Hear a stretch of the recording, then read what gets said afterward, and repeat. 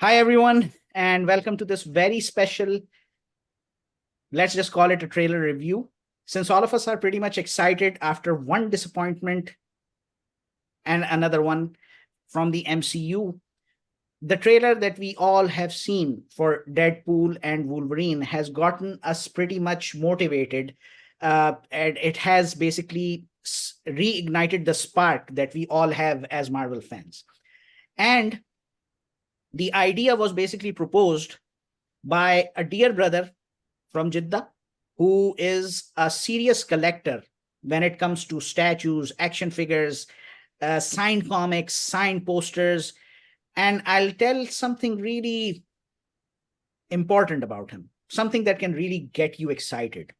He is one of those very few individuals who has had the opportunity to meet comic book giants during his stay in the United States. And when I say giants, I mean people like Chris Claremont, the legendary writer who has been known for X-Men books, the same books that we are now seeing them getting adapted into movies. So join me in welcoming Jameel Bakhsh. Jameel, Hello, thank you for that introduction. it's the least I can do because you came up with this wonderful idea, and from one X-Men fan to another, this just made my day. And Oh, I am really excited and thrilled to be doing this with you.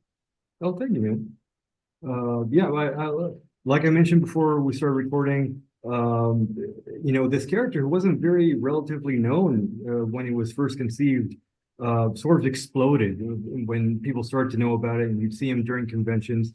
There would be at least, and I kid you not, between 10 to 15 people, at least in every convention in the United States, people dressed as Deadpool. So I felt like it was inevitable that they would have to make a movie.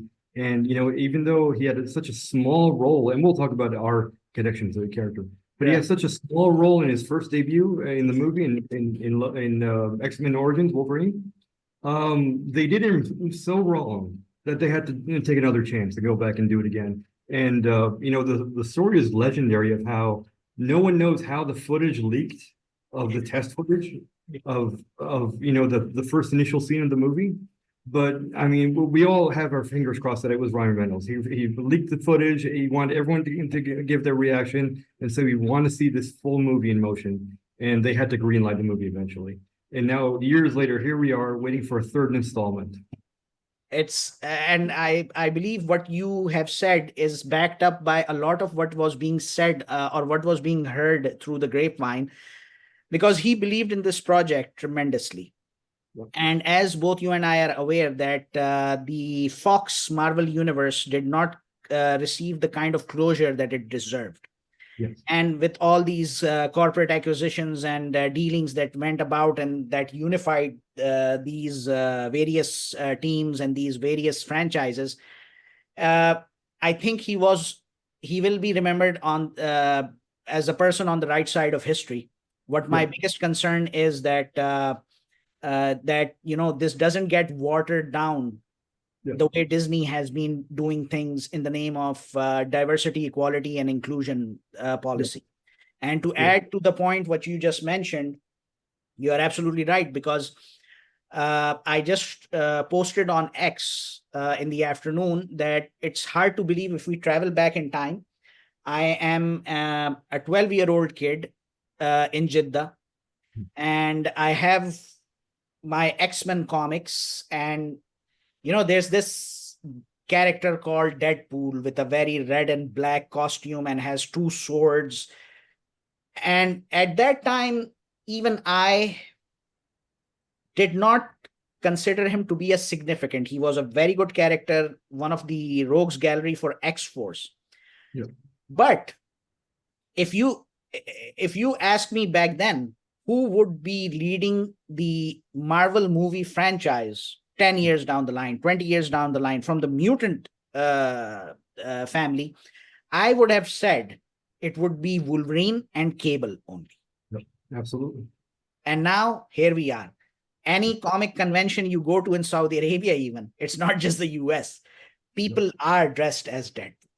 Yep. Absolutely. Can I ask you, what was your first, and again, I keep saying I'm going to talk about my first exposure to the character. Right. What was the first time you saw this character on paper or on screen? What was your impression of him? Describe when that was. Uh, I, Aesthetics play a great role within my psychology. So I found the costume to be cool. I saw the character for the first time in comics. Yeah. And that basically, uh, triggered me to know more about him. Yeah. But it didn't become a serious affection, if you will. The reason being is that I'll openly admit that Deadpool is not my all-time favorite. Yeah. The concept that goes behind Deadpool, it's a bit too heavy for me because of his dark humor. Yeah. Yeah. It's very dark, like you said. Yeah. Yeah. So it's a bit heavy for me in that respect. And for a guy like me who grew up being a fan of Wolverine, Yeah. it takes, I think, a lot of effort just to convince a guy like me to basically put Wolverine on the site and have him replaced by somebody else. Yeah, Cable came a close second. Yeah, absolutely. Now I'm gonna share something, and this will probably make me look a little bad, but I'm gonna say it anyway. Yeah. My first exposure Right. was a little animated movie that I believe it came out in 2009, and it was called Hulk Versus. Yes. Yes. And it had Hulk. I believe it was two 90-minute movies or so. I haven't looked it up in a while, but it had the first movie was Hulk versus Wolverine. Yes. Which was amazing because I believe that was the first time we saw Wolverine in a issue of Hulk. But then we also had X-Force, and I remember watching this movie with a friend of mine, and this was understandably a lot of people's first impression of Deadpool. He looked at him and he said, "Is that Spider-Man?" Yes. Because it's a red and black costume. Exactly. And I decided to start researching the character. Right. But I didn't know much about him at the time, and it was a lot of dark humor. And when we saw his arm get cut off, and he was running after his arm to pick it up and put it back on. And I decided I need to find out as much as I can about this character. But sorry, continue. My apologies. He was voiced by the great Nolan North. Yes. As far as I can tell. And a fantastic actor. And I believe he's also voiced Deadpool in some video games. Yes, I believe so. Yeah, and I've met Nolan, amazing guy. I have his signature somewhere in my room. I believe the next time I saw him in cartoon form, Deadpool, he was in an episode of Ultimate Spider-Man. Yes. And it was a hilarious episode just because they both tend to break the fourth wall. Deadpool's breaking the fourth wall, Spider-Man, and they duke it out throughout the episode. So, that brings us to modern day where, the movie finally comes out, the first one. And I remember going to see the movie, and it's rated R. I think it was after Blade. It was the very first, well, it wasn't Marvel Studios, but it was Paramount, Fox. Fox, yes. And I think it was the first Marvel licensed movie to be rated R in a very long time. Yes, indeed. And I believe the movie which Jamil is talking about for our audiences is that X-Men Origins Wolverine. Correct me if I'm wrong. Oh, no, the first Deadpool. The first Deadpool movie. Okay. It was rated R. I don't think X-Men Origins was rated R, as far as I remember. Well, the amount of blood and gore, I don't think so. It should be PG-13, but then again, you never know. I'm very bad when it comes to remembering the ratings for these movies. Okay. Well, here's the thing. Ratings don't matter in almost every part of the world, except for very strict countries like the US and the UK. So typically, in the US, they will not let children into R-rated movies unless they are accompanied by adults. No doubt. So I remember going opening night and the theater was packed, but there were kids in there. And I remember looking to my friends and saying, well, people in the rows behind me were all saying, how are there kids in here? Because we remember it being rated R. We were excited about being rated R. And then someone told us, well, if they have an adult with them, it's okay. But oh my goodness, the amount of gore and violence and stuff that you saw in that movie, limbs being cut off, I think. Yeah. And from the very opening scene, remember the credits had comments that were ridiculous. From the very opening scene, they decided we're going to break the fourth wall. So it was amazing. It was hilarious. Everyone was having a good time. The second one was equally enjoyable. A little bit of a step down, but still, it was fantastic. I believe. I think this is going to be a return to form, probably the best in the series, because they've hinted for 2 movies now that they're going to bring Wolverine in. Yeah. And it's finally happened. I think it's a dream come true for everyone, but also for Ryan Reynolds. They've been best friends for a long time, him and Hugh Jackman. So I don't know how many people he's had to bribe, or how many people he's had to suck up to, or do whatever he's had to do in Hollywood, but he's made it happen. Even though Hugh Jackman has several times said, "I am retired from the role. Yes. I'm done." Yes. And he's gone out and his character died. And then they did a little skit together and said, that takes place way in the future. We're not going to touch that, but we're going to go back a little bit in time.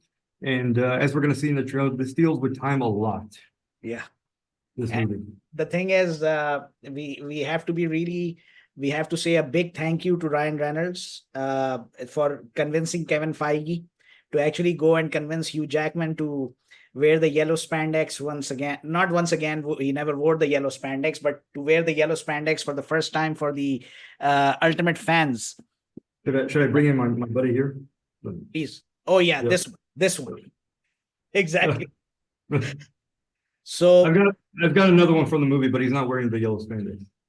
Which one would that be? Okay. Oh, it's from the Wolverine movie. The Wolverine. Okay. The second one. The second one. Yep.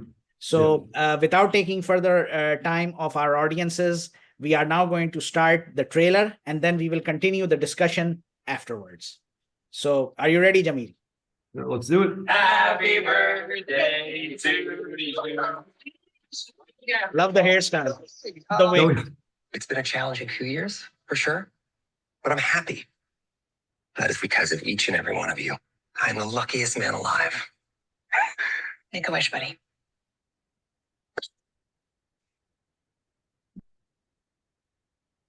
Pete Wilson? Who's asking? Whoa, whoa, whoa, whoa, whoa, whoa, whoa, whoa, whoa, whoa. Is that supposed to be scary? Pegging isn't new for me, friendo, but it is for Disney.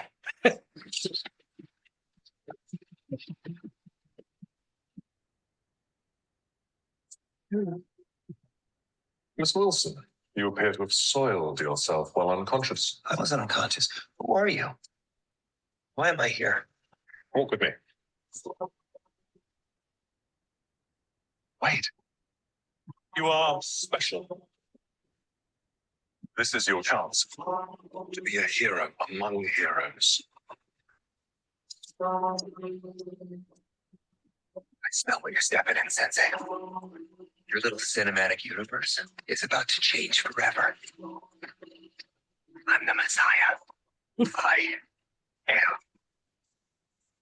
Marvel Jesus.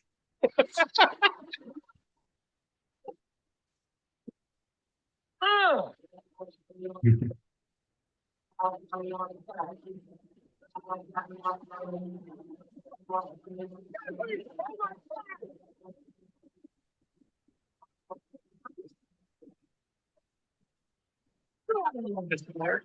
Wait!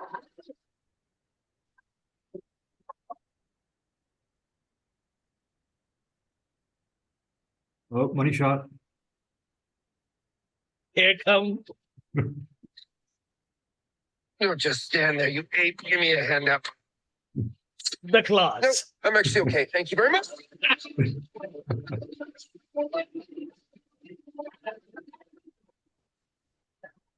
Full disclosure for our audiences that this isn't the first time both me and Jamil have seen this trailer.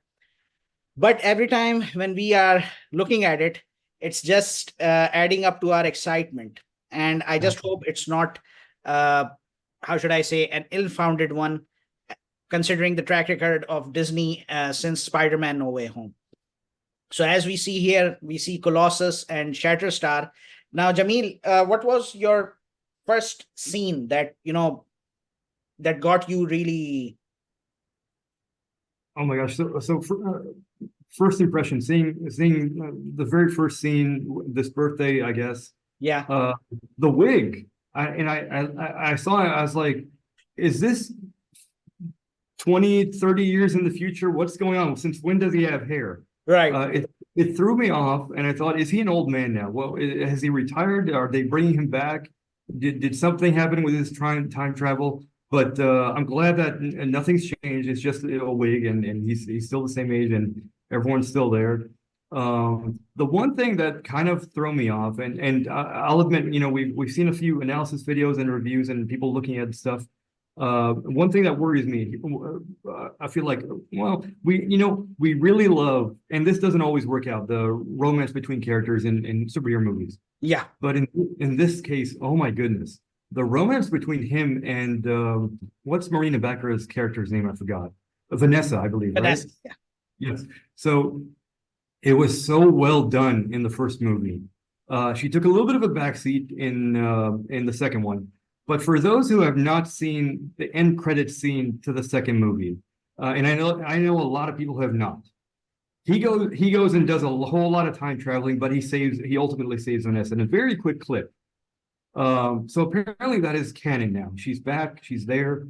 I've read people online saying she calls him buddy. Does that mean they're no longer together? Does that mean, because he talks about some rough times during this year? And that worries me. I hope that's not the case. I love them together. They have such amazing chemistry. So I hope that's not the case. One thing, and it's very apparent, no one's talking about it, but and oh my goodness, I forgot the name of the character, the actor and the character. His best friend from the first two movies. Domino?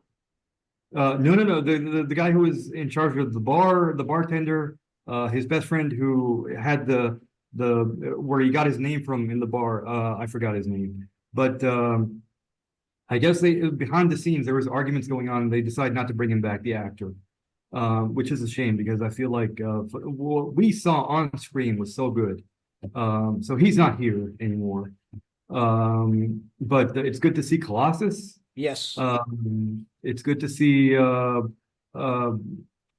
guys from his X-Force, his version of X-Force. They're back. Especially Shatterstar.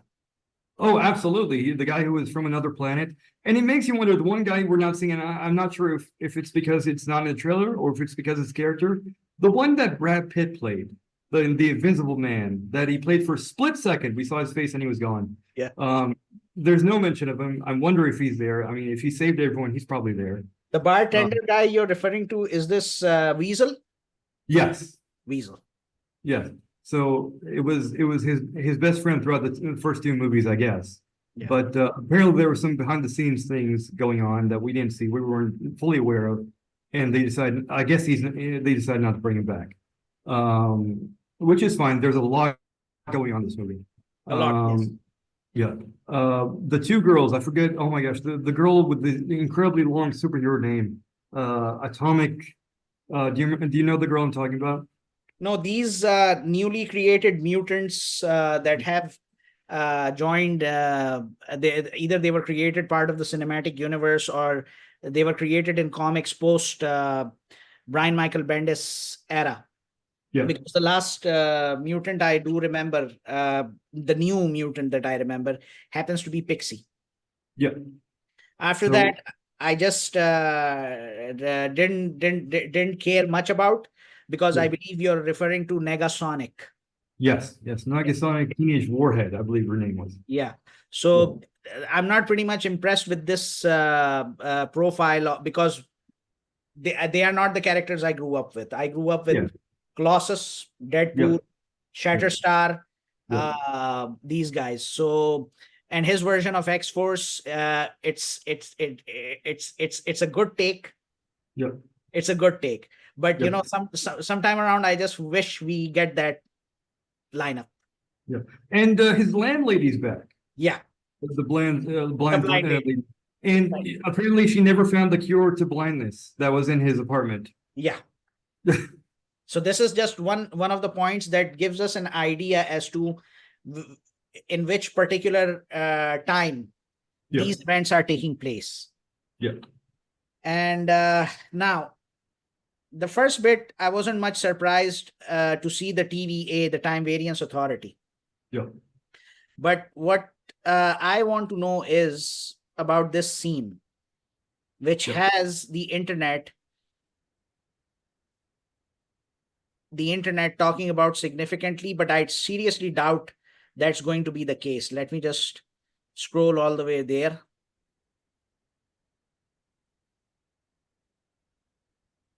Yeah. Now people are saying that this guy is Victor Timely. Oh my goodness. You know, I wonder if it's happening throughout the same time of the events in Loki season 2. That would, because I mean it's such a faraway shot. It Yeah. could be anyone. But I mean if it were, I don't know if it would have much significance because they resolved everything that had to do with Kang by the end of season 2 of Loki. So it could be a quick cameo. Jonathan Majors, he's not the most well-received person right now. I suppose we can say that. So maybe there's going to be this very quick cameo. I suppose I don't know if they'll expand on it. I don't think Kang is going to be the main central person of or villain of this movie.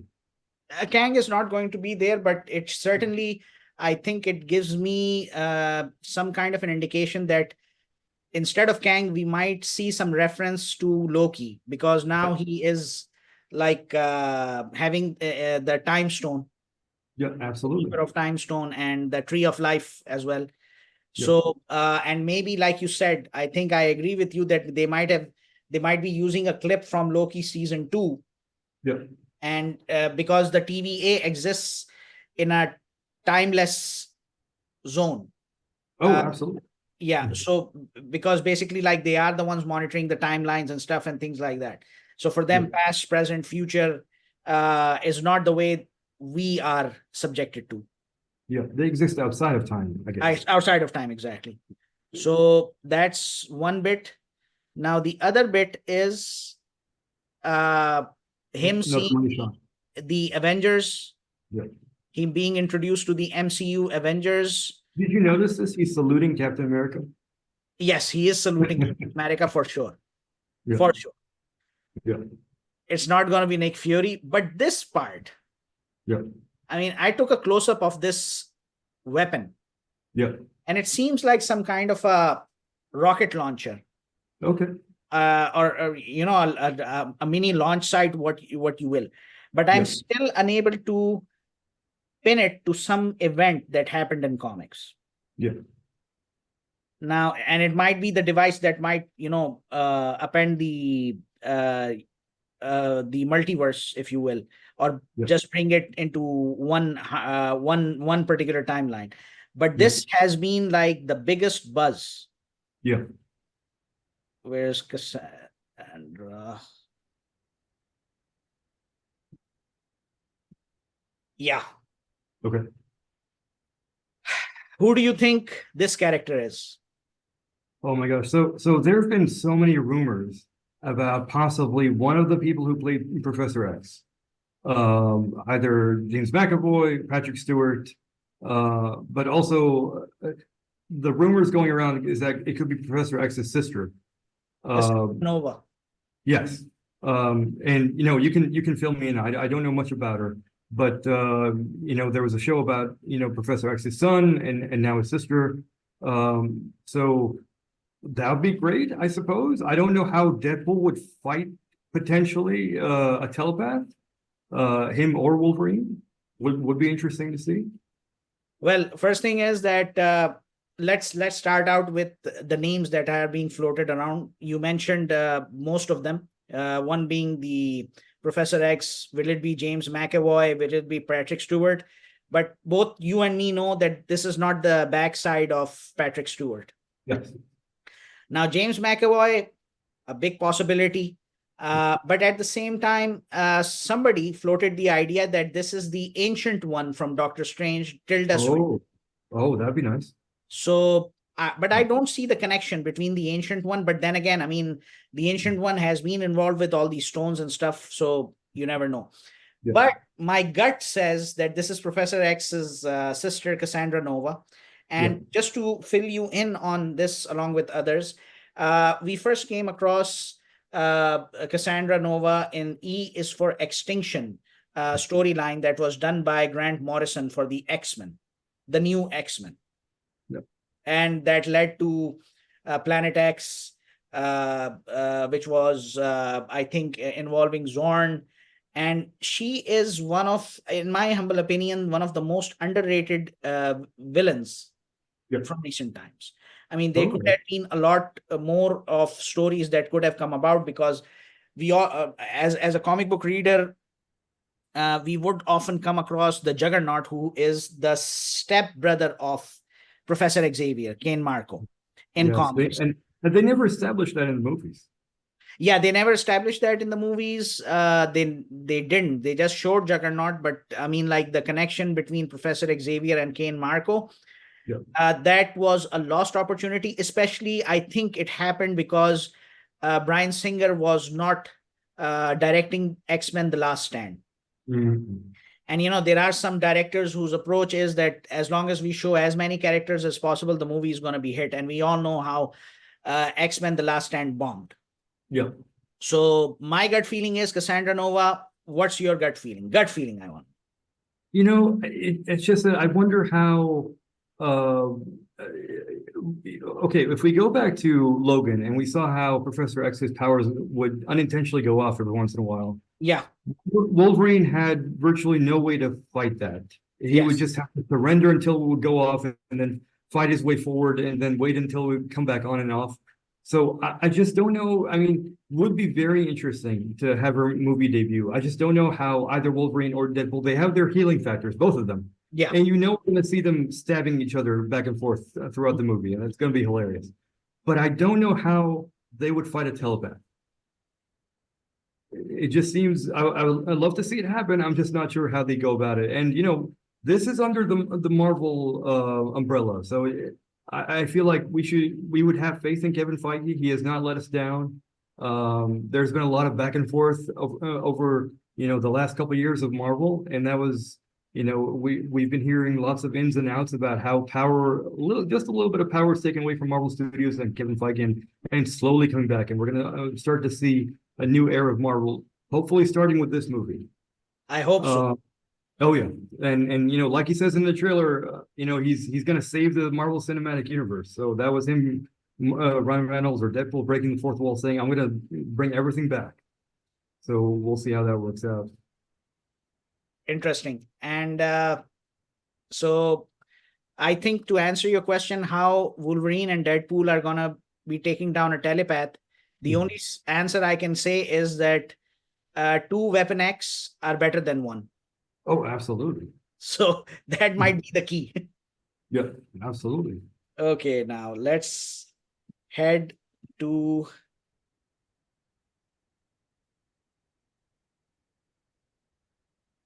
the other scenes, which are pretty, like... I will say one thing about this scene where he's dressing up. Yeah. So the entire scene, and you know, it is hilarious.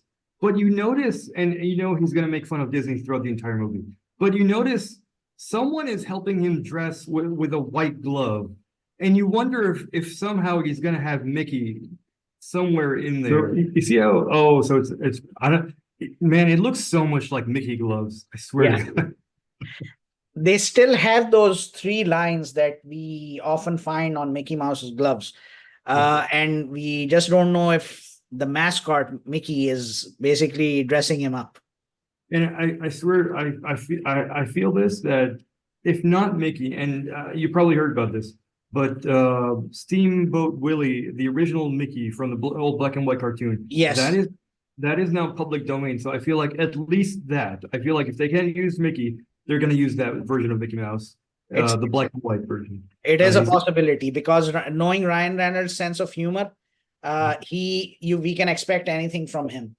And now this part took me back to the 90s. Oh, what happened in the 90s? I was gonna go sooner. Right. In the 90s, we went crazy over the movies of a director called John Woo. Hmm. And he was known for his slow motion, hard action movements. And you Absolutely. can see it here, Mhm. these ones. Yep. So that really, gave me that nostalgic feeling because John Woo was like really big, and his last big movie was Mission Impossible 2, MI2 with Tom Cruise. Yeah. And you could see these, action scenes flying all over. Oh yeah, absolutely. Now everybody, okay. Now, But here's the thing also, if we look back at that scene in the snow, people are saying this is the exact same forest from Avengers Age of Ultron, the opening scene. Sokovia. Yes, it was in Segovia. It was where the Avengers are fighting the Hydra agents. Yes. Yes. And yeah, people are saying it's the exact same setting. A little earlier. A little earlier. Okay. Somewhere here.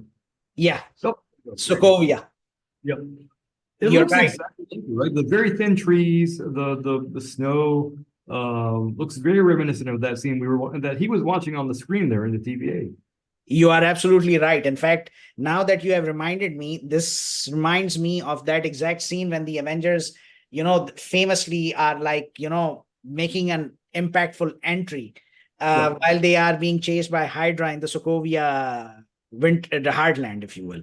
And yeah, it might be because he's taking out TVA. Yeah. So I guess he is time traveling across key events that will lead to the modern or the current iteration of MCU. You know And what? I'm sorry to interrupt you. If I can just say this really quickly, I was really hoping that these guys were not, because I didn't get a good look at them the first time I saw it. But I was really hoping these were not TVA, that he was helping the Avengers, that these were Hydra agents. And at one point, they would look into him and say, who the F are you? no, but the thing is, I mean, even though as much as I would love that matchup, which you have said, but keeping all things into consideration, in this movie, I think the TVA is going to be playing a major role because obviously it's their job to maintain the time stream. Yeah. Now, here's the thing. They were repurposed after the end of Loki season 2, and I think their main mission had become to sort of keep an eye on all the versions of Kang throughout the multiverse. Yes. So I'm just wondering, does this continue that, or have they been repurposed again? It will continue because by the end of the day, I mean, when you are re-establishing or repurposing a particular entity within the comic book universe, it has to make sense for things to come. Yeah. Otherwise, why bother? Absolutely. And this scene was the one I was waiting for. Yeah. Because I'm sure you were coming across the chatter all over the internet that it would have something to do with the Fantastic Four. Yeah. And when I saw this, even though the dress is not like Victor Von Doom in comics, I zoomed in to the mask. Yeah. And then I said, man, this can't be anybody else except for Doom. I hope so, man, just because he's not one to be the grunt henchman, right? I feel like there's still a bigger threat that we haven't seen. True. He's supposed to be an Avengers level threat. He's the Alpha, he's the Omega. He was the main villain of 2 Fantastic Four movies. Even though by the end of the second one there was another threat, but still he was the big bad guy throughout the entire 2 movies. So I feel like he should have a bigger role than this. He's just standing there, he's in garbs, he's holding a gun. Victor Von Doom doesn't hold a gun, he's got missiles and he's got an entire country at his disposal. The points you've made are absolutely valid. My only thing is that I tried to recollect as many villains from the X-Men universe, and nobody came close to this guy. Yeah. Number one. Number two, knowing Victor Von Doom, he has a huge stake in this project. Yeah. And Only him can take down the TVA, Loki, and anybody else. Yeah. I find him to be even more powerful than Thanos. Right. So, anyways, I hope. See, here's the thing. I'm on two sides of this. I yeah, want it to be him so bad, but at the same time, I don't want this to be the way they introduce the Fantastic Four's main villain. amen to that. Yeah, I mean, I really do. He's such a fantastic villain. Pardon the pun, but he deserves so much better than to be like the guy just standing there with a gun. And again, it could be him, and he could have a great backstory. We'll just have to wait and see.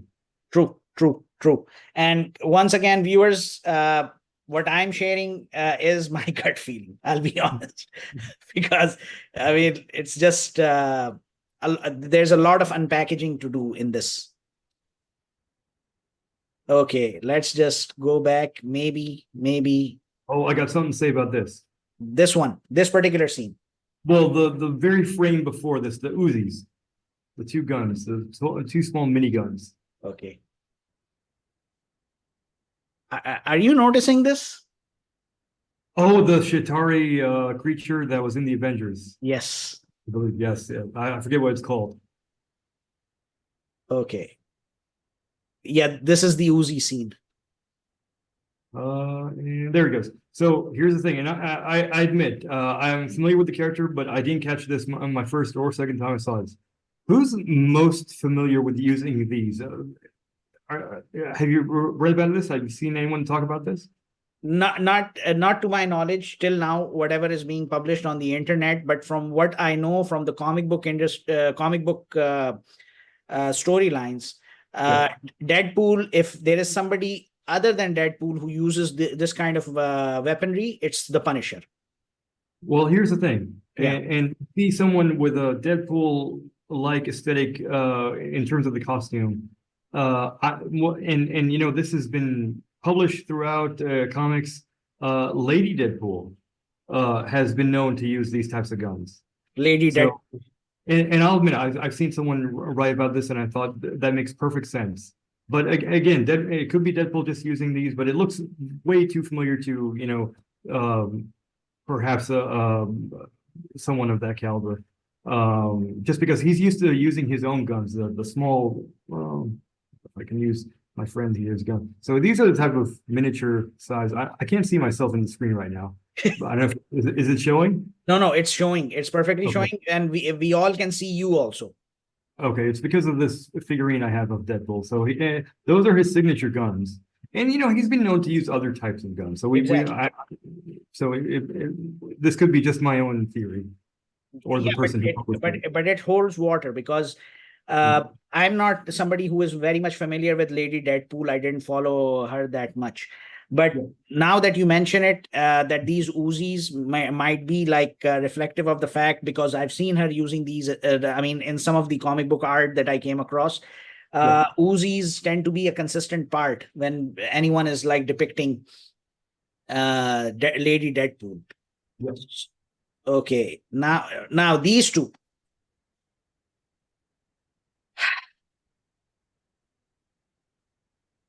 Huge. I'll let you start.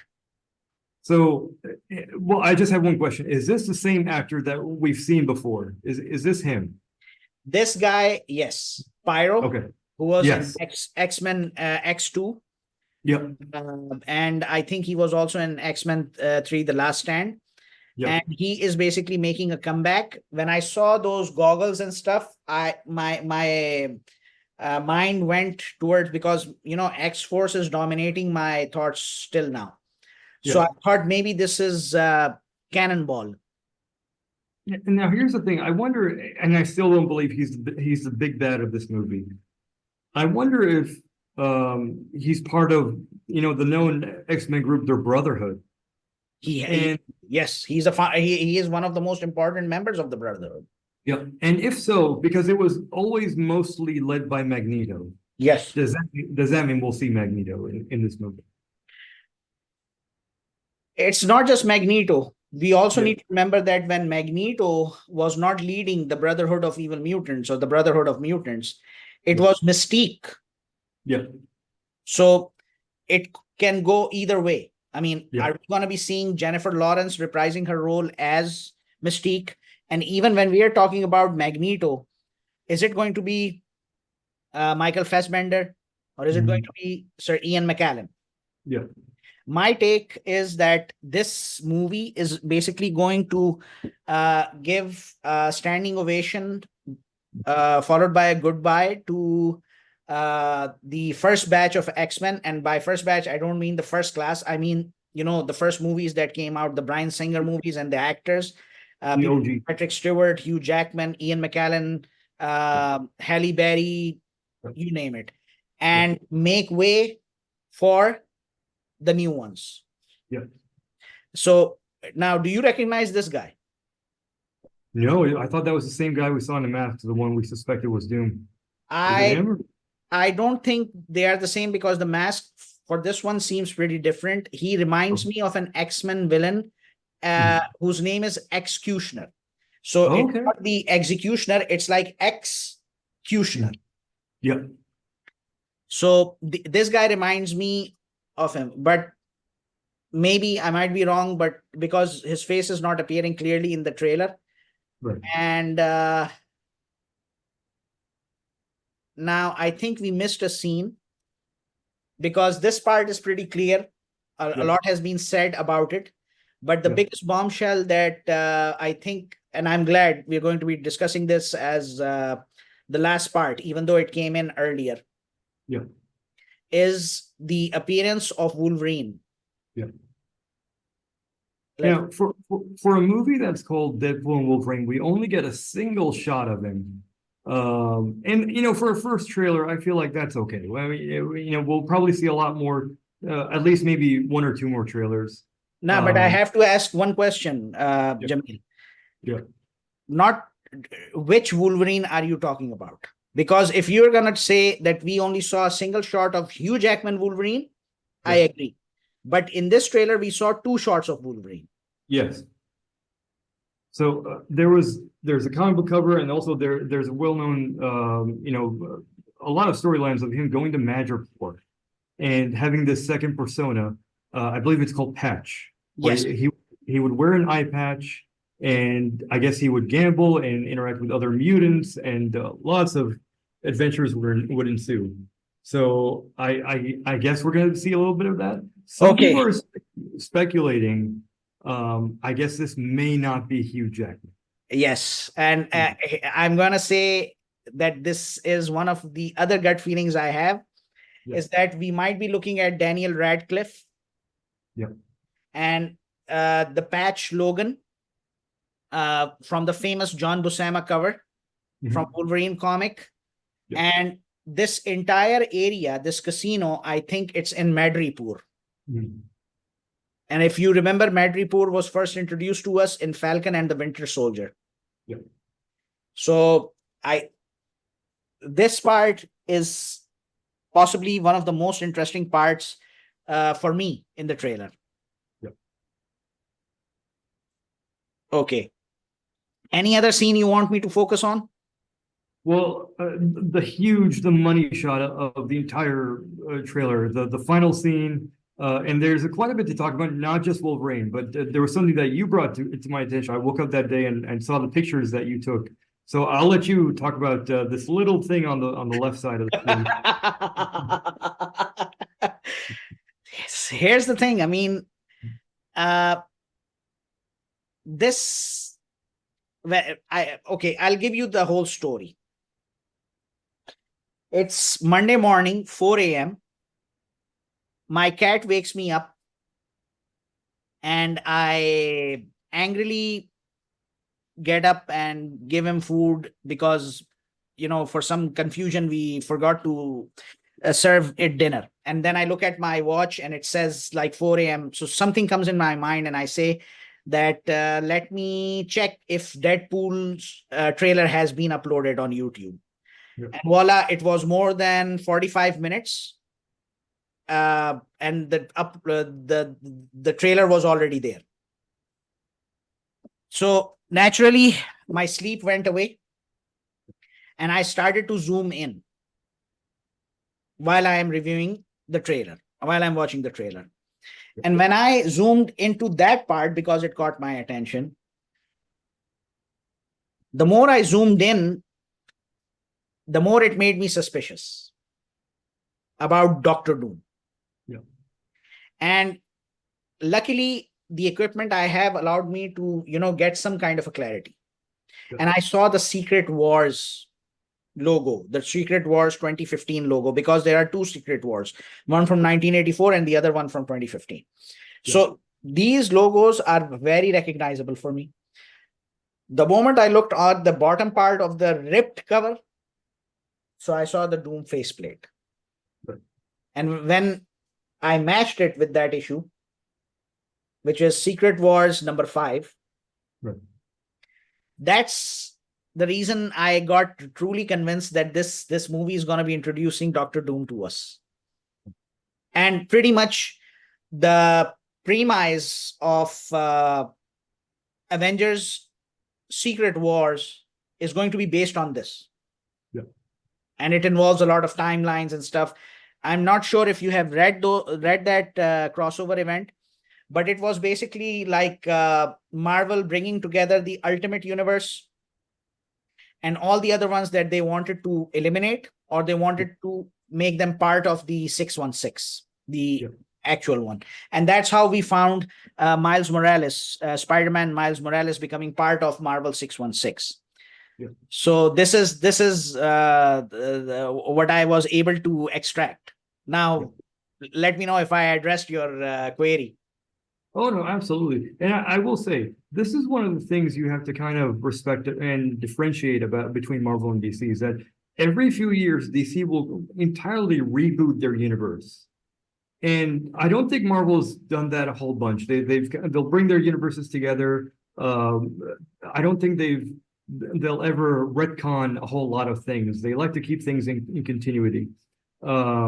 And I mean, we've had things of different universes. There's one going on right now, I believe, a comic book where Peter Parker hasn't received his powers, and he's in his, I believe, his mid-30s, and he's married, and he has kids, and then he gets his powers, and it becomes very interesting. But that aligns with the main timeline. So they still find a way to manage all these different timelines without it getting too convoluting. Do you know the reason behind that? The what? The main reason behind that. Oh, what's that? It's the organizational culture that exists in both companies.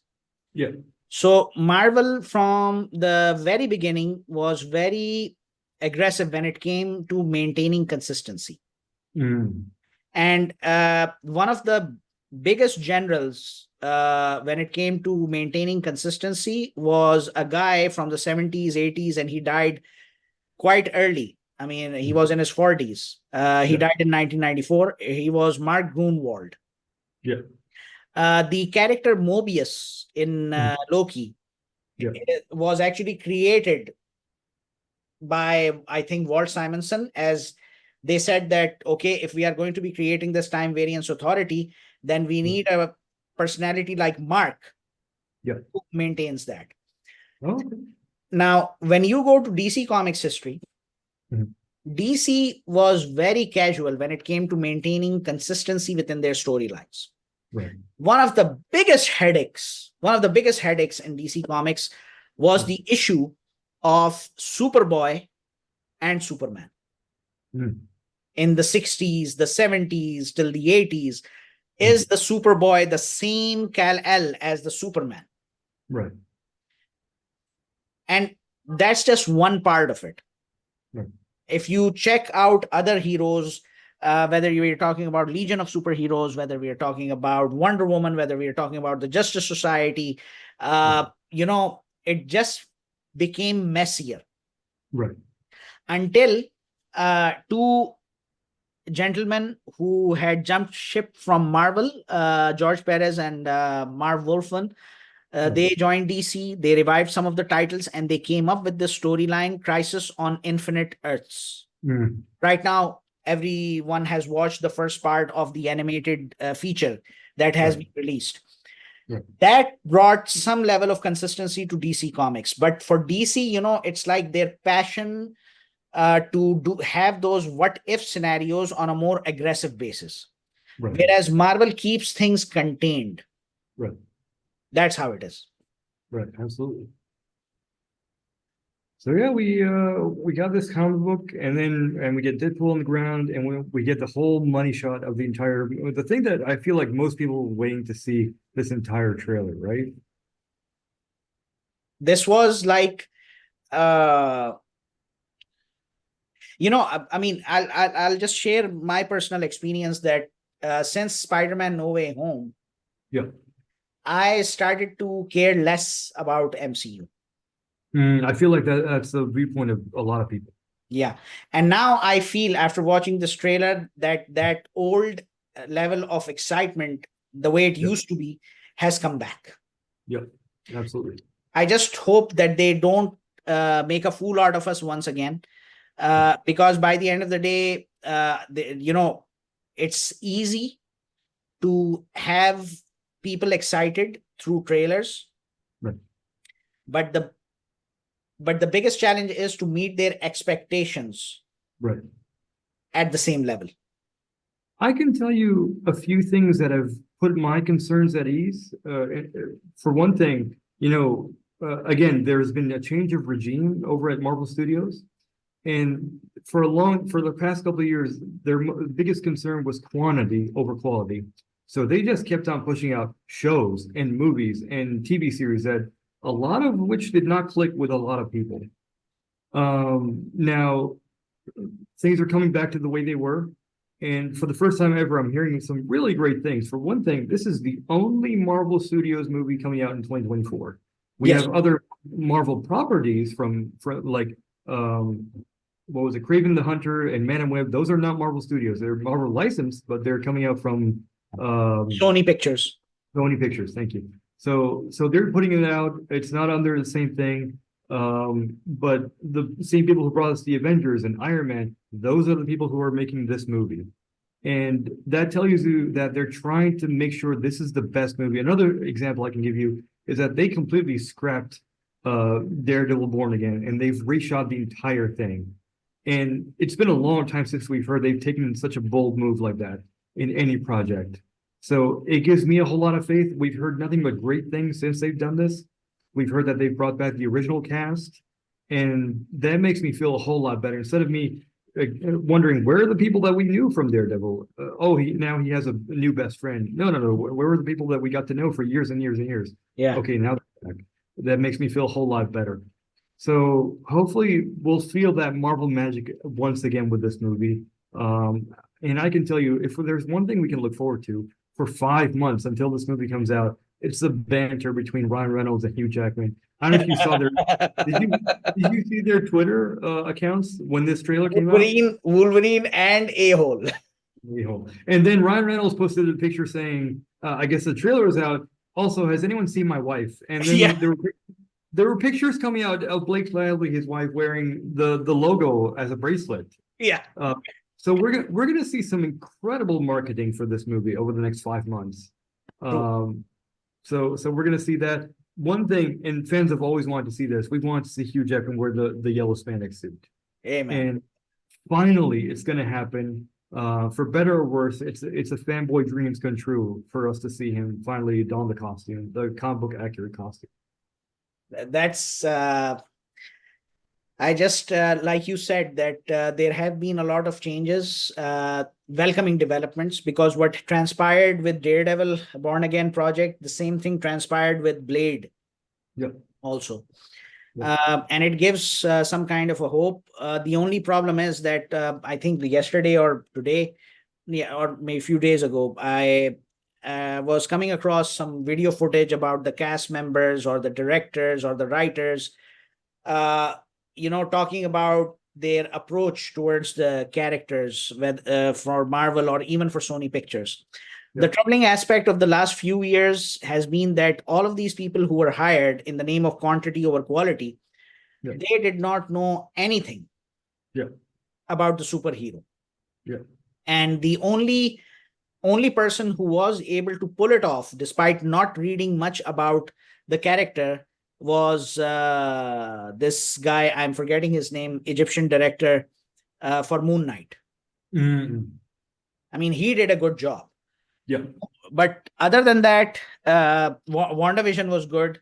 I cannot name any other series or even a movie for that matter. I was not much impressed by Echo either. I mean, they made a No. complete fool out of the Kingpin, Yeah. which is not in line with his personality and stuff. But, you know, it's like part of Marvel Spotlight.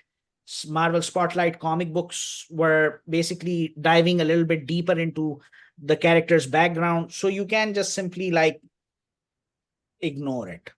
Right. They made a huge big deal about it being rated R or TVMA as they Yeah. were saying.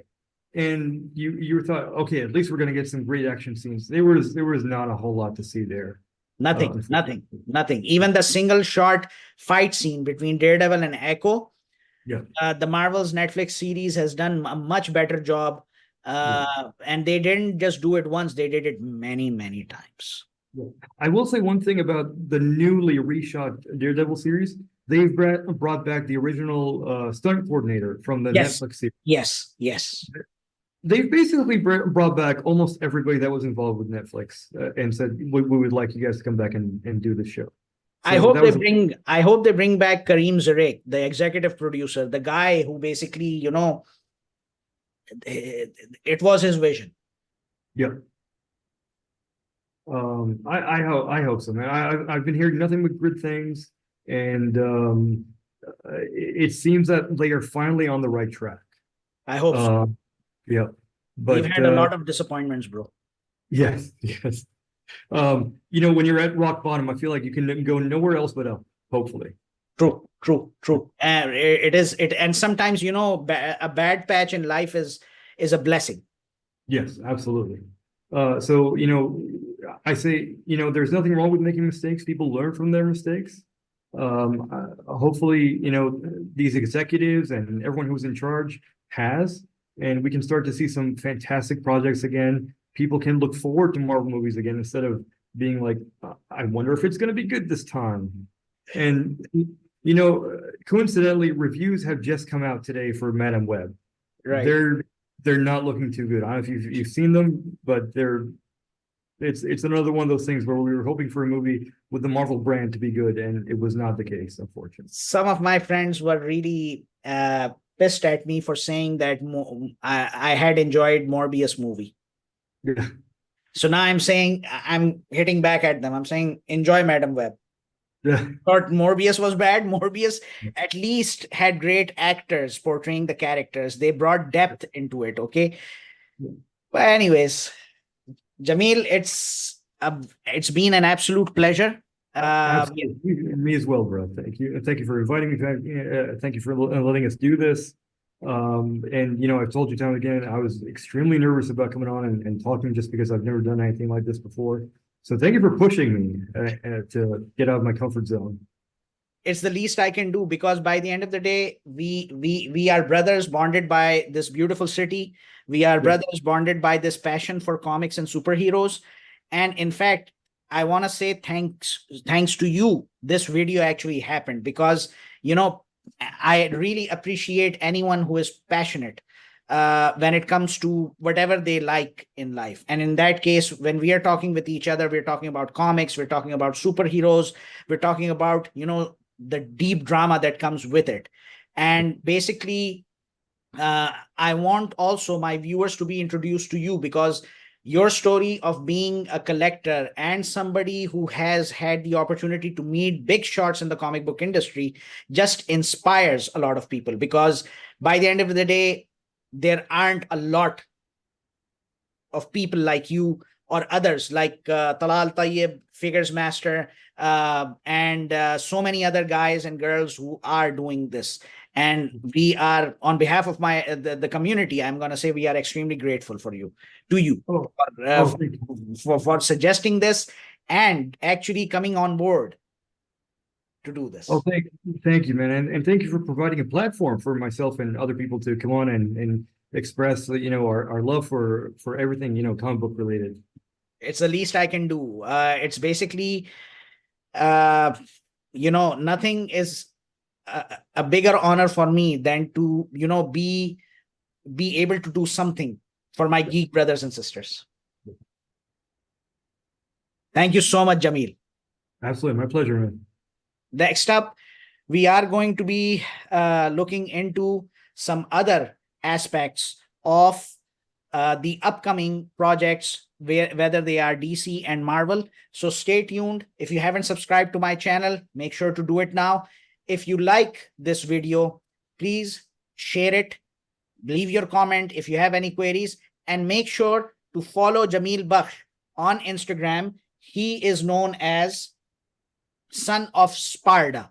The name is appearing at the bottom of the screen. Please make sure to follow him. He's a serious collector when it comes to comics, statues, action figures, and at the same time, he has a good collection of pictures with comic book greats. Thank you very much for watching.